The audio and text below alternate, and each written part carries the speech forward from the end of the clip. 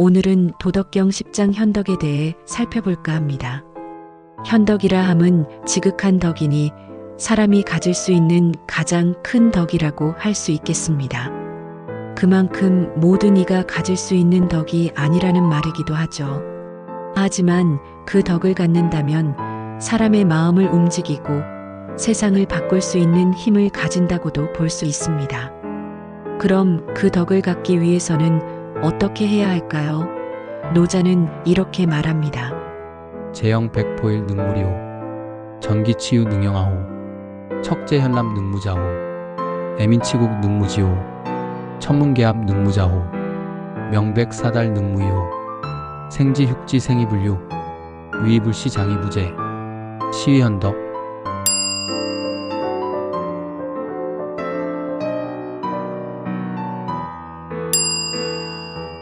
안녕하세요. 인생톡톡입니다. 오늘도 여러분의 인생을 다시 생각하게 하는 주제를 가지고 찾아왔습니다.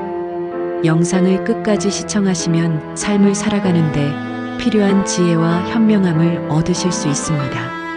영상을 시청하기 전 구독과 좋아요, 알림 설정으로 다음 영상도 빠르게 받아보세요. 그리고 지금부터는 여러분과 저와의 대화에 집중하기 위하여 잠시 영상을 꺼두도록 하겠습니다. 눈을 지그시 감으시고 저의 목소리와 여러분의 마음에 귀 기울여 보세요. 마음의 울림이 커질수록 여러분의 인생이 달라집니다. 그럼 시작하겠습니다. 제영백포일 능무리호. 우리는 지금 어떤 시대를 살아가고 있을까요? 스마트폰에서 끊임없이 울리는 알림음, 쉴 새 없이 들어오는 이메일, 수많은 SNS 피드와 메시지들. 아침에 눈을 뜨는 순간부터 잠들기 직전까지 우리의 정신은 끊임없이 외부의 자극에 반응하며 흩어지고 있습니다.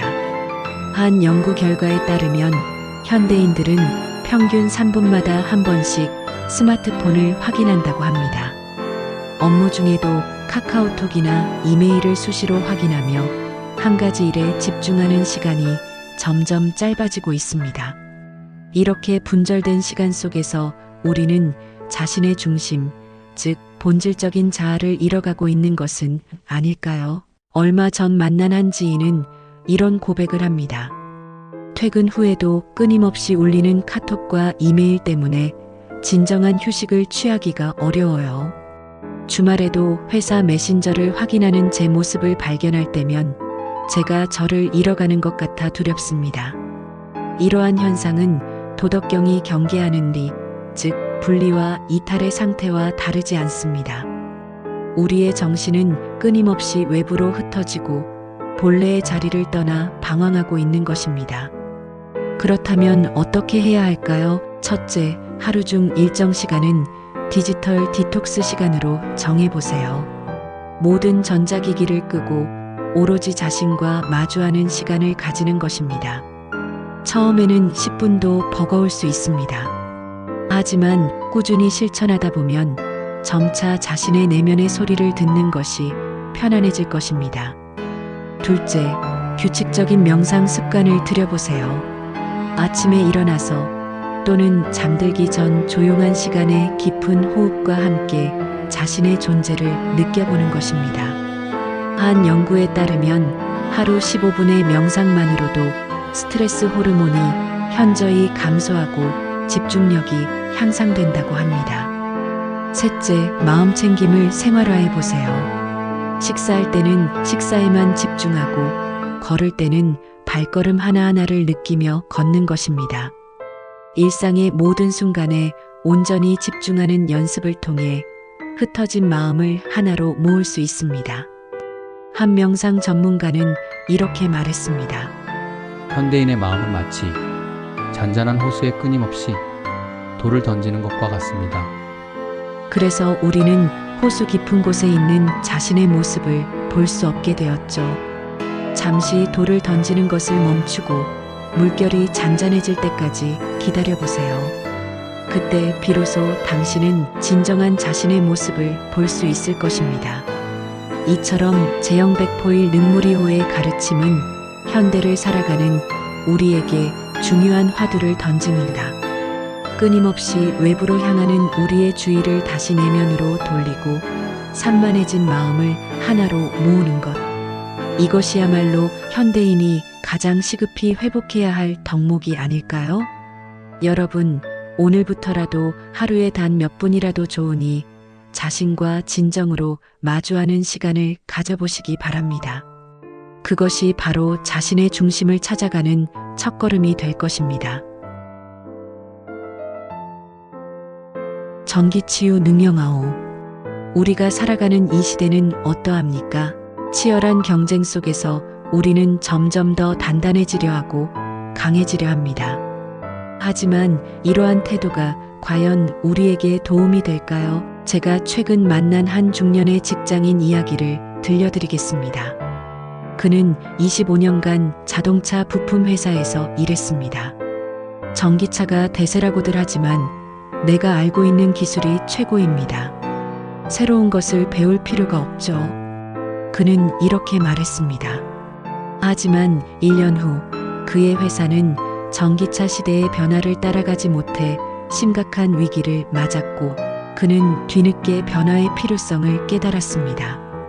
반면 또 다른 이야기가 있습니다. 50대 중반의 한 프로그래머는 새로운 프로그래밍 언어를 배웁니다. 처음에는 너무 어려웠어요.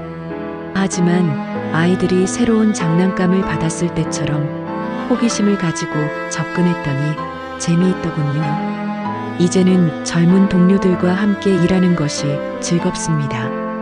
도덕경이 말하는 영아의 마음가짐이란 바로 이런 것이 아닐까요? 아이들을 보면 모든 것이 신기합니다. 선입견 없이 세상을 바라보고 실수를 두려워하지 않으며 호기심 가득한 눈으로 새로운 것들을 탐구합니다. 이러한 유연함은 자연에서도 배울 수 있습니다. 강한 바람이 불 때 단단한 나무는 부러지지만 유연한 대나무는 휘었다가 다시 일어섭니다. 현대 경영에서도 이러한 민첩한 방식이 강조되는 것은 우연이 아닙니다.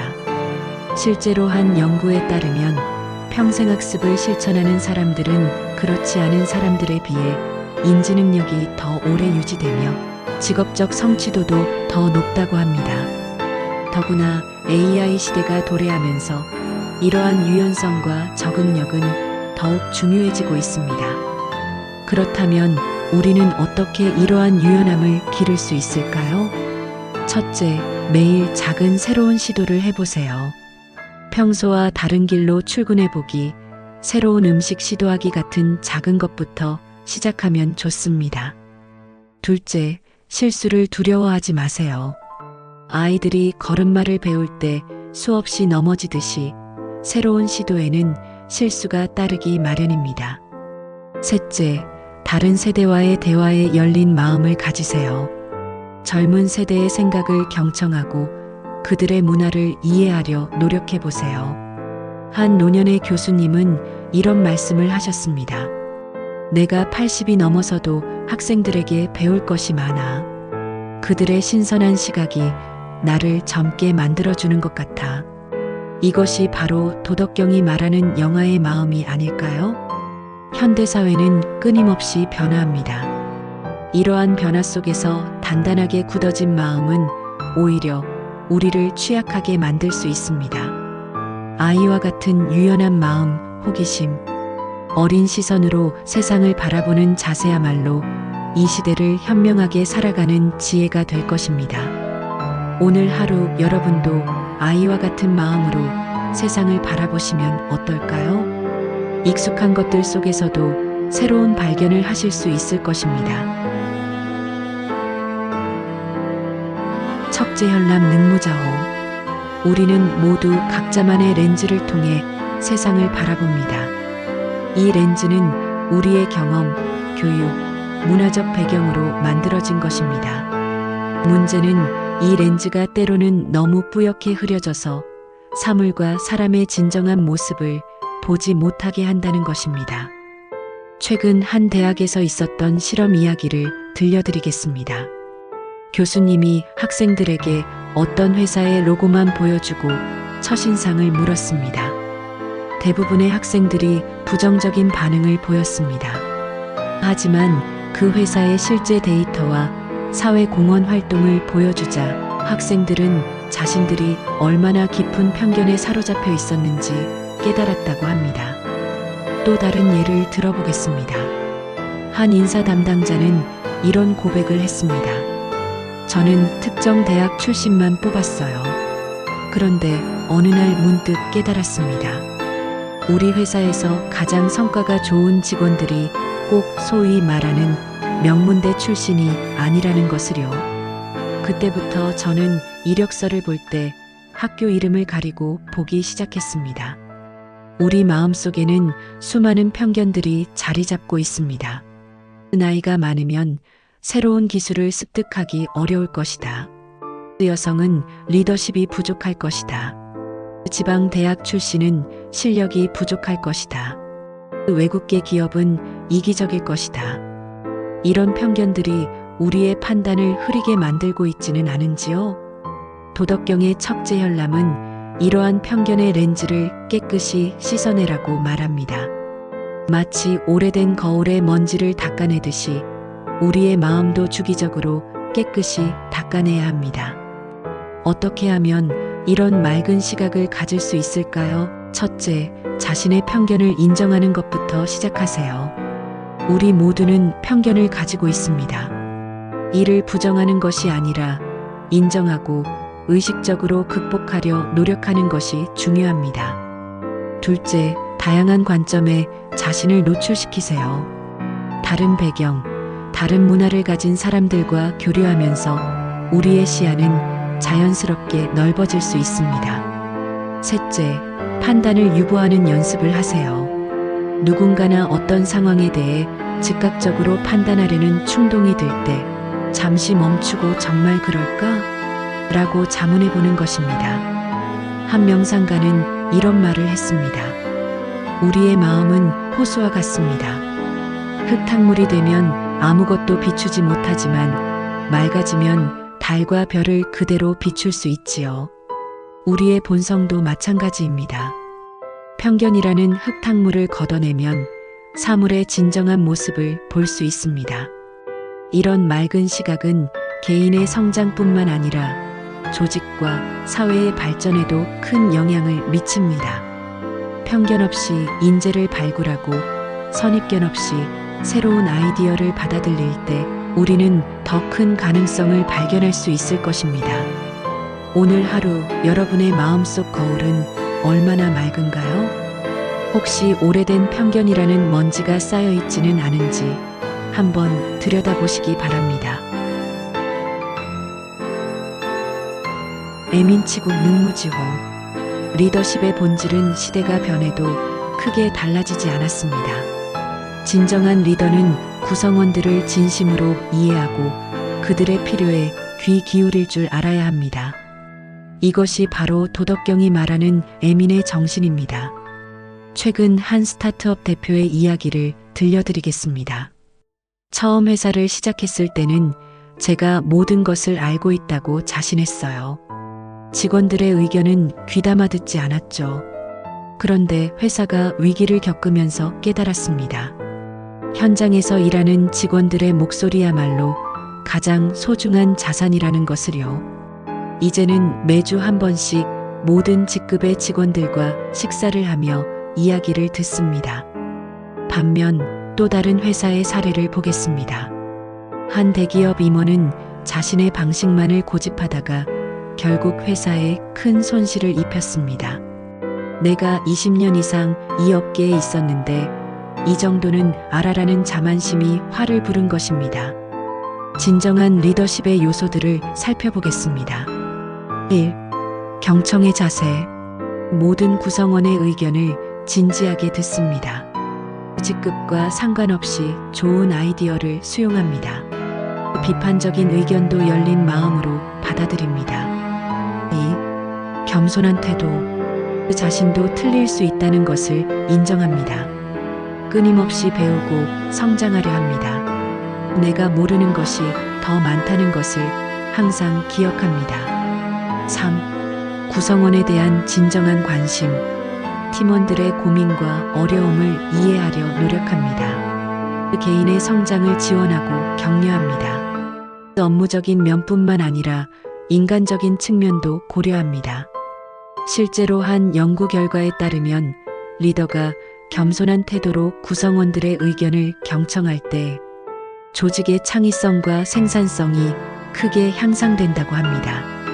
특히 요즘처럼 빠르게 변화하는 시대에는 더더욱 그렇습니다. 구글의 프로젝트 옥시젠 연구 결과도 이를 뒷받침합니다. 가장 성공적인 팀의 특징 중 하나가 바로 심리적 안정감이었는데, 이는 리더가 얼마나 구성원들의 의견을 존중하고 수용하는지와 직접적인 관련이 있었습니다. 한 경영 컨설턴트는 이렇게 말했습니다. 최고의 리더는 자신이 모든 답을 가지고 있다고 생각하지 않습니다.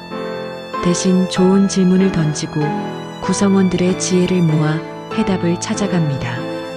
이러한 리더십은 기업뿐만 아니라 모든 조직에서 중요합니다. 학교에서, 정부에서, 심지어 가정에서도 이러한 태도는 건강한 관계와 성장의 토대가 됩니다. 도덕경의 능무지오는 알지 못함을 알 수 있는가? 라는 의미입니다. 이는 소크라테스의 나는 내가 모른다는 것을 안다라는 말과도 일맥상통합니다. 진정한 지혜는 자신의 한계를 인정하고 끊임없이 배우려는 자세에서 시작됩니다. 여러분, 오늘 하루 자신의 리더십을 돌아보시기 바랍니다. 나는 구성원들의 목소리에 충분히 귀 기울이고 있는지, 그들의 필요를 진정으로 이해하려 노력하고 있는지 말입니다. 이것이 바로 도덕경이 말하는 진정한 리더의 자세일 것입니다. 천문계암 능무자호. 우리 사회는 오랫동안 강인함과 카리스마를 리더의 핵심 덕목으로 여겨왔습니다. 하지만 이제는 그러한 인식이 크게 변화하고 있습니다. 진정한 리더십은 강인함과 부드러움의 조화에서 비롯된다는 것을 깨닫고 있는 것이죠. 한 중소기업 대표의 이야기를 들려드리겠습니다. 코로나19 위기가 닥쳤을 때 많은 기업들이 직원들을 해고하는 방식을 선택했습니다. 하지만 이 대표는 달랐습니다. 먼저 자신의 급여를 50% 삭감했고 직원들과 고통을 분담하며 위기를 함께 극복했습니다. 그는 이렇게 말했습니다. 강한 결단도 필요하지만 때로는 부드러운 포용이 더 큰 힘을 발휘합니다. 이러한 리더십의 변화는 여러 연구에서도 확인됩니다. 1. 감성적 리더십의 효과. 구성원들의 자발적 참여가 증가합니다. 조직에 대한 충성도가 높아집니다. 창의적인 문제 해결이 활발해집니다. 2. 포용적 리더십의 장점. 다양한 의견이 자유롭게 공유됩니다. 심리적 안정감이 높아집니다. 조직의 혁신 능력이 향상됩니다. 자연에서도 이러한 원리를 발견할 수 있습니다. 대나무를 보세요. 강한 바람이 불 때 단단한 나무는 부러지지만 유연한 대나무는 휘었다가 다시 일어섭니다. 이것이 바로 도덕경이 말하는 자, 즉 부드러움의 힘입니다. 어떻게 하면 이러한 균형 잡힌 리더십을 실천할 수 있을까요? 1. 경청의 기술을 기르기. 판단하기 전에 충분히 듣습니다. 비언어적 신호에도 주의를 기울입니다.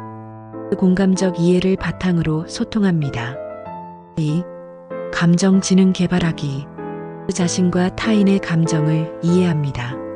스트레스 상황에서도 침착함을 유지합니다. 적절한 감정 표현을 통해 신뢰를 쌓습니다. 3. 유연한 대응 능력 키우기. 상황에 따라 리더십 스타일을 조절합니다. 다양한 해결 방안을 열린 마음으로 검토합니다. 실수를 인정하고 수정할 줄 압니다. 한 여성 CEO는 이런 말을 했습니다. 처음에는 남성 중심 기업 문화에서 살아남기 위해 더 강해져야 한다고 생각했어요. 하지만 시간이 지나면서 깨달았습니다. 진정한 힘은 강인함과 부드러움의 조화에서 나온다는 것을요. 현대 조직에서는 이러한 균형 잡힌 리더십이 더욱 중요해지고 있습니다. AI 시대, 업무 환경이 급격히 변화하는 시대에는 더더욱 그렇습니다. 단순히 명령하고 통제하는 방식으로는 더 이상 조직을 효과적으로 이끌 수 없습니다. 오늘날의 리더는 마치 정원사와 같아야 합니다. 때로는 단호하게 가지를 쳐내기도 하지만 대부분의 시간은 부드럽게 식물을 돌보고 성장을 지원합니다. 이것이 바로 도덕경이 말하는 천문계합의 지혜가 아닐까요? 여러분, 오늘 하루 자신의 리더십 스타일을 돌아보시기 바랍니다. 강인함과 부드러움의 균형이 잘 잡혀 있는지, 그리고 어떤 부분을 더 보완해야 할지 생각해 보시면 좋겠습니다. 명백사달 능무이호. 현대사회를 살아가는 우리들은 모든 것을 통제하고 계획하려는 경향이 있습니다. 아침부터 저녁까지의 일정을 빼곡히 채우고 5년, 10년 후의 미래까지 계획하려 합니다. 하지만 이러한 과도한 통제가 오히려 우리의 삶을 경직되게 만들고 있지는 않을까요? 한 교육 컨설턴트의 이야기를 들려드리겠습니다. 요즘 부모님들은 자녀의 모든 것을 통제하려 하세요. 유치원부터 대학까지의 로드맵을 세우고 하루 종일 빽빽한 학원 스케줄을 만듭니다. 하지만 정작 아이들은 숨 쉴 틈이 없어요. 자신이 진정으로 좋아하는 것을 발견할 시간조차 없는 거죠. 반면 이런 사례도 있습니다. 한 IT 기업은 직원들에게 주 20%의 시간을 자유롭게 사용할 수 있도록 했습니다.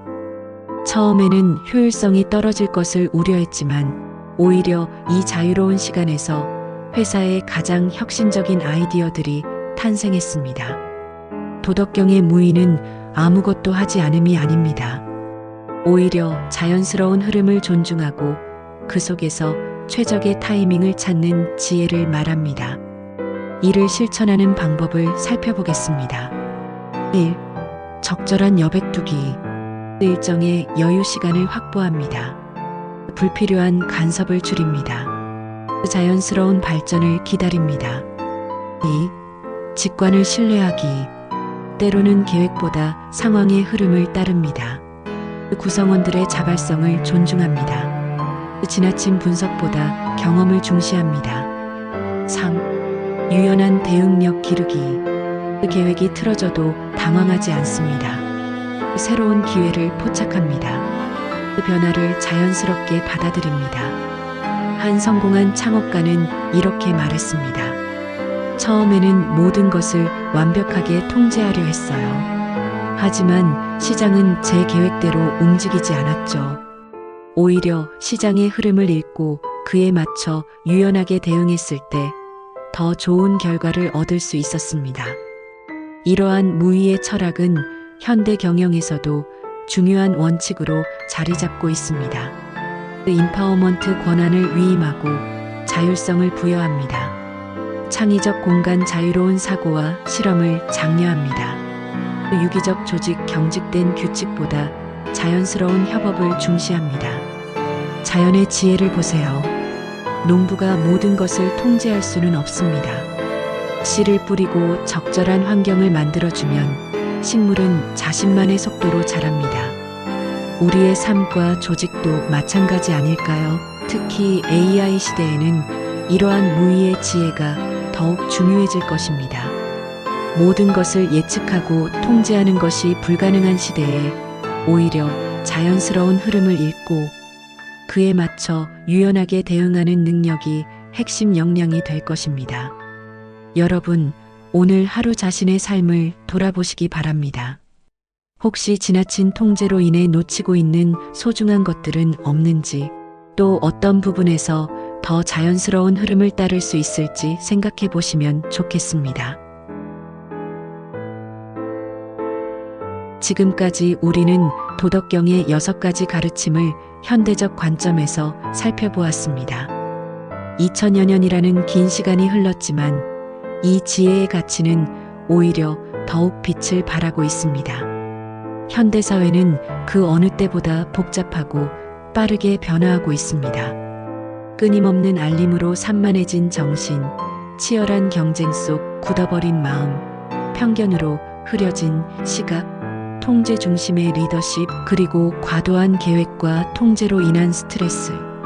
이러한 현대인의 고민들에 대해 도덕경은 명쾌한 해답을 제시합니다. 제형 백포일은 산만해진 우리의 정신을 하나로 모으라고 말합니다. 정기치유는 경직된 마음을 유연하게 풀어내라고 조언합니다. 척제현람은 편견의 렌즈를 벗고 맑은 눈으로 보라고 가르칩니다. 애민치국은 겸손과 경청의 리더십을 강조합니다. 천문계합은 강인함과 부드러움의 조화를 일깨워줍니다. 명백사달은 과도한 통제를 내려놓고 자연스러운 흐름을 따르라고 조언합니다. 이 가르침들은 단순한 처세술이 아닙니다. 이는 인간의 본질을 꿰뚫어보고 삶의 근본적인 지혜를 담아낸 것입니다. 특히 AI 시대를 맞이하는 지금, 이러한 동양의 지혜는 더욱 중요한 의미를 갖습니다. 기술이 발전할수록 우리에게는 더욱 깊은 인간다움과 지혜가 필요하기 때문입니다. 노자는 말했습니다. 돈은 멀리 있지 않으며 사람과 따로 있지 않다고. 이처럼 도덕경의 가르침은 우리의 일상 속에서 지금 이 순간에도 실천할 수 있는 살아있는 지혜입니다. 여러분, 오늘 배운 이 가르침들을 삶 속에서 하나씩 실천해 보시기 바랍니다. 그러면 분명 더욱 균형 잡히고 지혜로운 삶으로 한 걸음 더 나아갈 수 있을 것입니다. 오늘 영상은 어떠셨나요? 생활 속에서 오늘 느꼈던 내용들을 실천하면서 자신의 삶을 새롭게 시작해 보세요. 영상이 좋으셨다면 구독과 좋아요, 알림 설정으로 다음 영상도 빠르게 받아보실 수 있습니다. 다음 영상으로 찾아뵐 때까지 건강하시고 행복하시길 기원합니다. 이상 운세톡톡이었습니다. 감사합니다.